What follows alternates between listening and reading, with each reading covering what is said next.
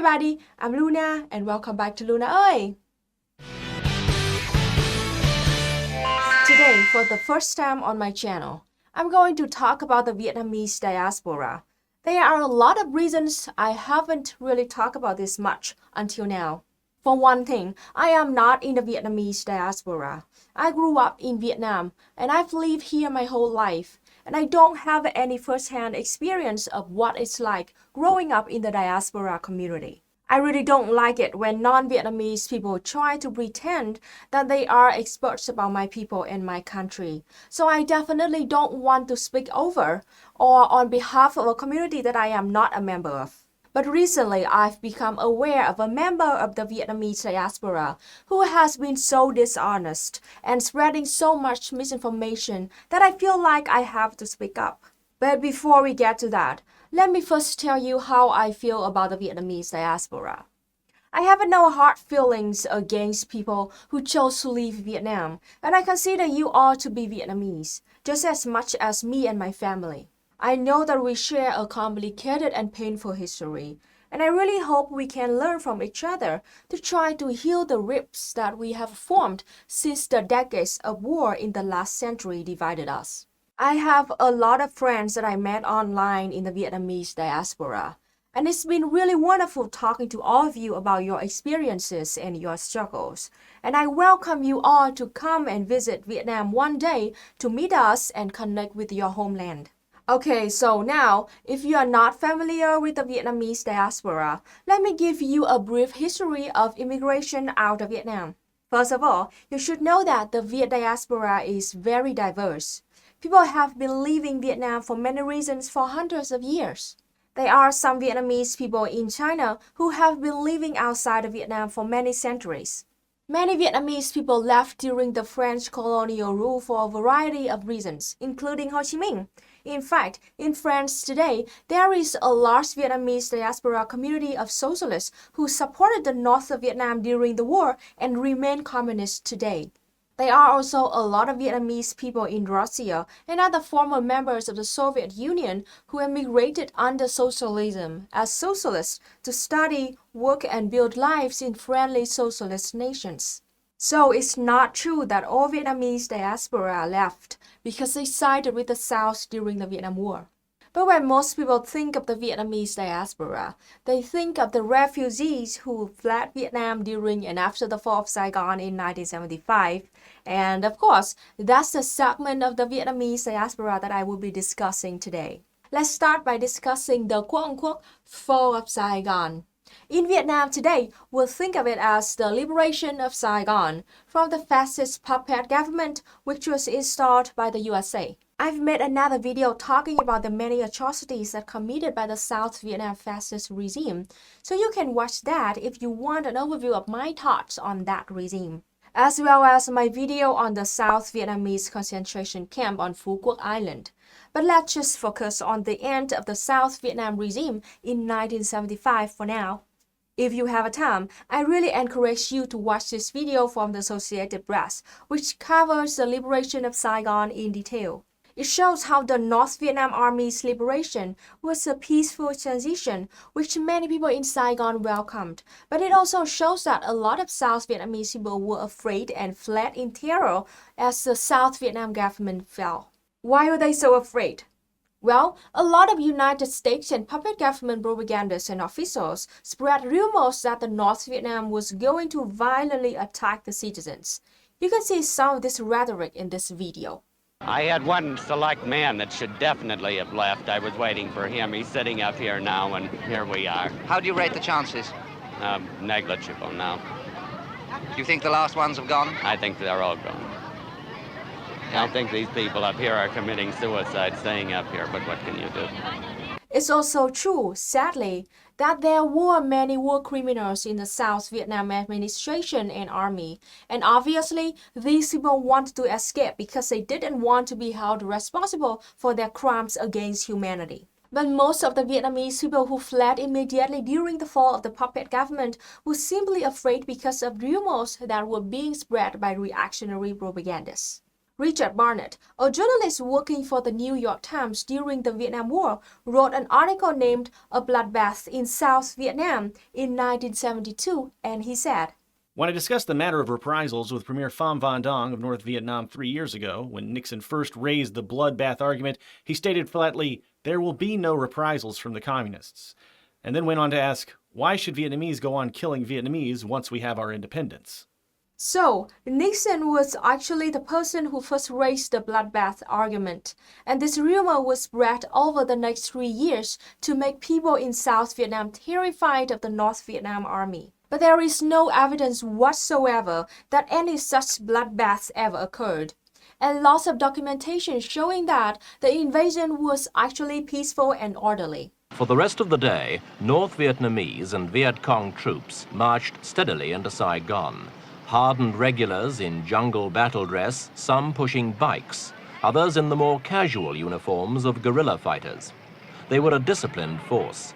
Among the thousands who arrived, there wasn't a single reported case of theft, drunkenness, rape, or shooting. Anyway, despite the peaceful transition to communist power, immigration from Vietnam did not stop with the end of the war. On the contrary, Vietnamese people continued to leave South Vietnam for decades after the end of the war for a variety of reasons. It's true that there were re-education centers in the south of Vietnam after the war, and the conditions were not very great in those re-education centers. But that's mostly because the living conditions everywhere were pretty terrible after the war. The issue of re-education of South Vietnamese people after the war is a huge topic and goes way beyond the scope of this video. Hopefully I can discuss it in a future video. But for now, if you want to learn about the harsh conditions after the war, you can watch the interview I did with my mother, who grew up in extremely deplorable conditions during and after the war in northern central Vietnam. Anyway, a lot of people left because of poverty and harsh living conditions, hoping to find a better life in the wealthy West. Many also believed in the propaganda of the American dream, and thought they would have a better chance under capitalism than in the fledgling socialist economy of Vietnam. And let me reiterate, things were tough in the early days of socialist Vietnam. We were isolated by embargoes. Our biggest trading partner of the USSR was falling into crisis and collapse, and our infrastructure was completely devastated from the decades of war, napalm, Agent Orange, and bombing. We had millions of war invalids and Agent Orange victims to take care of, and many other challenges to face during the 1970s, 80s, and 90s. I grew up during the end of this period of extreme privation and suffering. I have a video on my experience growing up under the harsh embargoes in the 1990s if you want to learn more. I can understand why some families would choose to leave during this period of extreme hardship. I really can. It was a very tough time to live in Vietnam. So overall, the Vietnamese diaspora is a complicated and diverse population of over 4 million people. So I don't want to generalize the Vietnamese diaspora. I know that there are a lot of really good people out there all around the world who left Vietnam for a wide variety of reasons. But then, there are people like Phan West. Amy is a person who has made an entire career out of lying about her own people, her own life, and about socialism in Vietnam. I don't doubt that Amy has had some difficulties in her life. Nearly every Vietnamese person inside or outside of Vietnam has. But the ways in which she spreads misinformation and false propaganda about us is inexcusable. So let's take a look at Amy's story and see if we can sort out the facts from the fiction. Amy is currently running for Congress as a Republican in Orange County, California. Orange County has a huge population of Vietnamese diaspora, and a lot of them are extremely anti-communist. Let's take a look at her official biography. In 1985, Amy Phan West escaped the invading communist regime at the end of the Vietnam War. Well, here's our first piece of misleading information. The Vietnam War ended in 1975, and the communist regime was well established in 1985. I understand that it took a long time for a lot of Vietnamese families to exit Vietnam.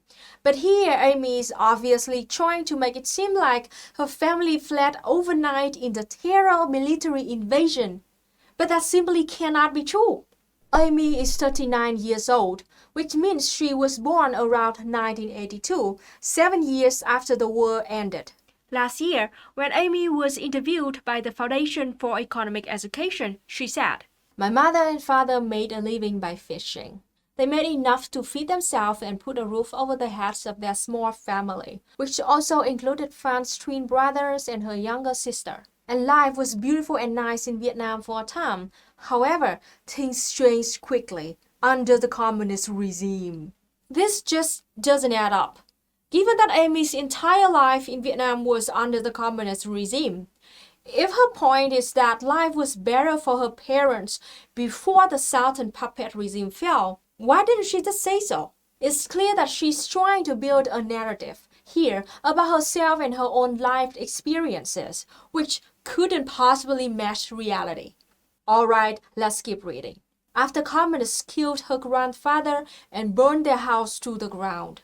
It was extremely uncommon for communist forces to kill old people and burn houses during the war or after the war. You know who did burn a lot of houses and villages and murder a lot of people? United States soldiers and Southern puppet forces. Here is some famous footage from a USA News report showing American GIs burning down an innocent, peaceful village in southern Vietnam. This is what the war in Vietnam is all about. The old and the very young. The Marines have burned this old couple's cottage because fire was coming from here. And now when you walk into the village, you see no young people at all. Fire was coming from light automatic weapons fire was coming from all of these villages. It's not really one village, it's a string of huts. It first appeared that the Marines had been sniped at and that a few houses were made to pay. Shortly after, an officer told me he had orders to go in and level the string of hamlets that surrounds Cam Nhi village. And all around the common paddy field that feeds these hamlets, a ring of fire. 150 homes were leveled in retaliation for a burst of gunfire.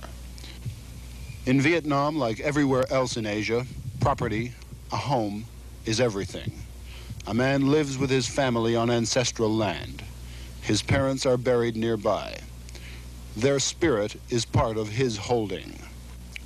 If there were Viet Cong in the hamlets, they were long gone, alerted by the roar of the amphibious tractors and the heavy barrage of rocket fire laid down before the troops moved in. The women and the old men who remained will never forget that August afternoon.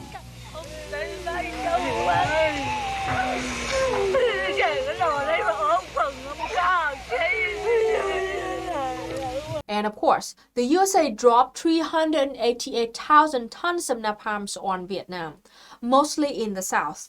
USA and South Vietnam forces killed at least 2 million innocent citizens during the war. The scale of houses and villages and human beings being burned by the USA is just incomparable to the number of houses burned by the North. I am not denying that the North ever had reprisals. I have told the story here on my channel many times of my own grandfather, who was the son of the richest landlord in my village, and was tortured and almost killed by communist peasants during the land reforms in 1954. And of course, I don't agree with my beloved grandfather being beaten, but I can't say my grandfather was completely innocent. He had exploited the peasants of our village for generations. Ultimately, Ho Chi Minh apologized for these acts of reprisal, and my grandfather was given a house and a piece of land that was the same size as everyone else's land in the village. This is pretty much typical of how most of these stories ended. I'm not saying Amy is lying about her grandfather, but there must be some lies of omission. The communists didn't just burn houses and torture people at random, though US forces and their puppet regime certainly did. I say this as the granddaughter of a torture victim, fully aware of the trauma and the context of communist reprisals in Vietnam. The fact that Amy doesn't tell us anything more about her grandfather makes me wonder what led to his house being burned. Something tells me there's more to this. But I guess we would never know unless Amy decides to share more details. Amy claims that the communists killed millions of people during the war. I've never seen any numbers that say that communists killed millions of people. The range of estimates I've seen show that Vietnamese communist forces killed between 156,000 to 277,000 civilians and 250,000 to 313,000 ARVN military forces. That means that the very worst estimate would have a total of 580,000 people total. That's 6 times less than the 3 million people killed by the USA and the ARVN.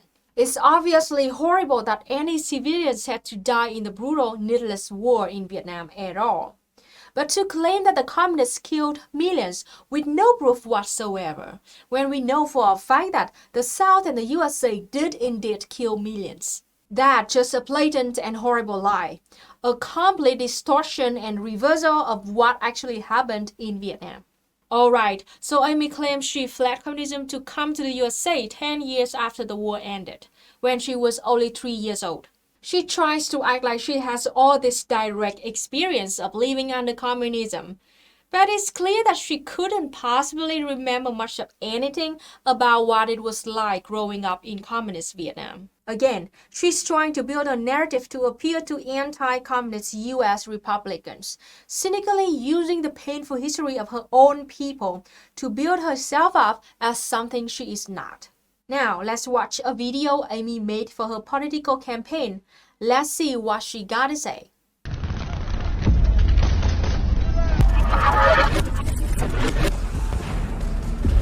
Wait a minute, what the hell? Let's take a look at all the photos she used in this video to show the atrocities of Vietnamese communists. Holy shit! I can't believe it! All the pictures she used in this video that supposedly show communist atrocities are actually pictures of atrocities committed by the USA military and the South Vietnamese army.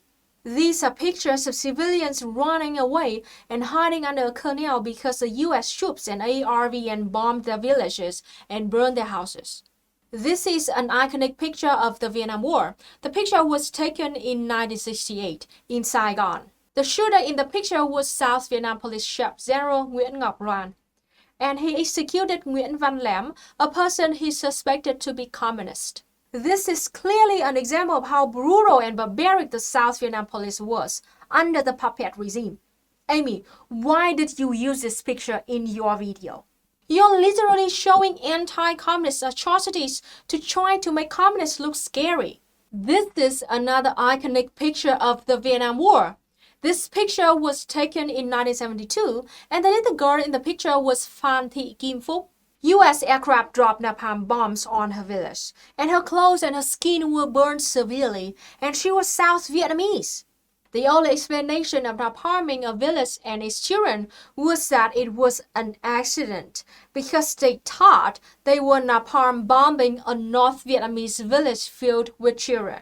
So apparently, it's fine to drop napalm on children, according to the USA, as long as those children are from the North and not the South. It is a fact that the USA used 7.5 million tons of bombs on Vietnam, Laos, and Cambodia, 3 times more than the total amount of bombs used during all of World War II.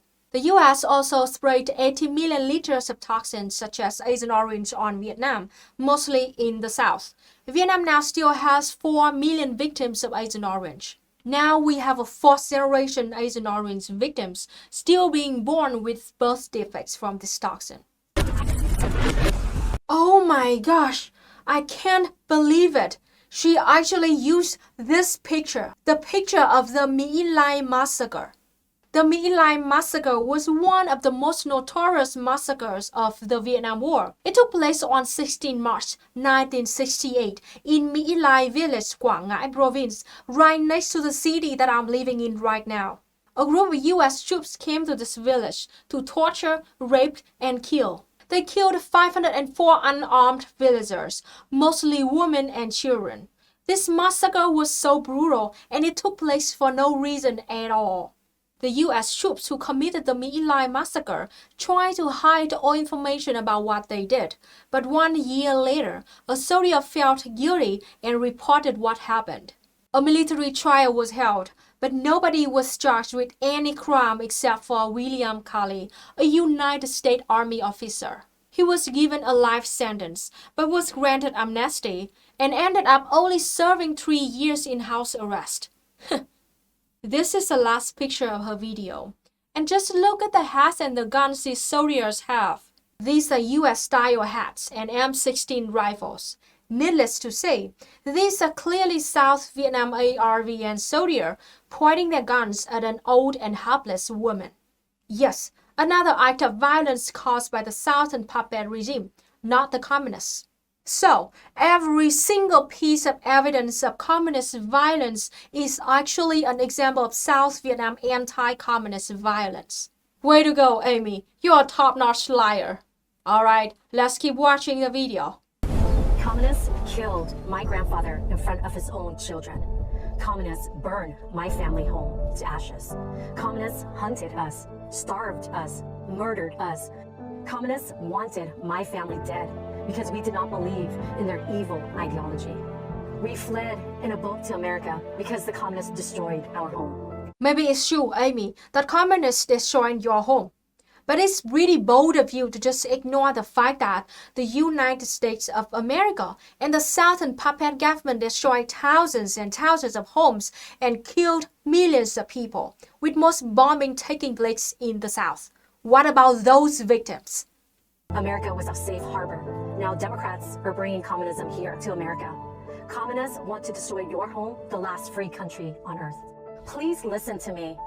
I speak from experience. America must never become a communist country. The vessel for communism in America is the Democrat Party.